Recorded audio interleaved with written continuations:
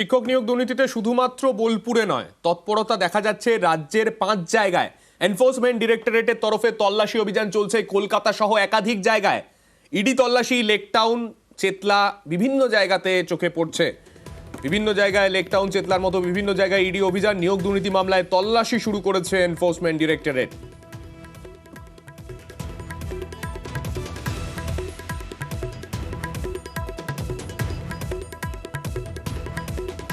আমাদের সঙ্গে রয়েছেন আমাদের প্রতিনিধি সৌরভ তিওয়ারি। সৌরভের কাছে যাব। সৌরভ, এই যে বিভিন্ন জায়গাতে তল্লাশি অভিযান চলছে, যাদের বাড়িতে তল্লাশি অভিযান চলছে তাদের পরিচয়টা জানতে চাইবো এবং তাদের সঙ্গে এই শিক্ষক নিয়োগ দুর্নীতির যোগসূত্র কি তথ্য এখনো পর্যন্ত সামনে আসছে?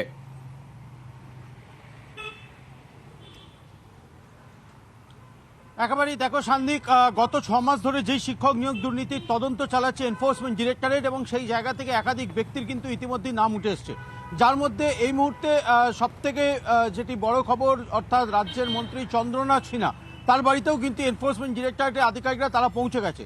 এবং সকালে লেকটাউন, চেতলা সহ আরও 5 জায়গায় একযোগে কার্যত ইডির আধিকারিকরা তারা তল্লাশি অভিযানে নেমেছেন। এবং চেতলা এবং লেকটাউনে যেই দুজনার বাড়ি গেছেন, দুজনেই কোনো না কোনো ব্যবসার সঙ্গে জড়িত, এবং সেই জায়গা থেকে টাকা ম্যানিপুলেট হতে পারে বলে ইডি মনে করছে, এবং সেই জায়গা থেকেই এনফোর্সমেন্ট ডিরেক্টরেট সেখানে গিয়ে পৌঁছেছে।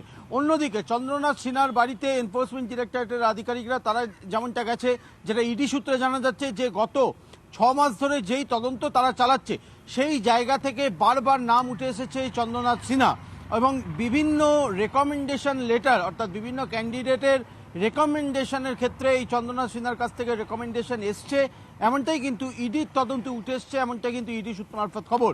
সেই মর্মে আজকে একযোগে কার্যত কলকাতায় 5 জায়গায় এবং চন্দ্রনাথ সিনহার বাড়িতে কিন্তু এনফোর্সমেন্ট ডিরেক্টরেটের আধিকারিকরা শিক্ষক নিয়োগ দুর্নীতিতে একযোগে কিন্তু অভিযান চালাচ্ছে। ধন্যবাদ সৌরভ।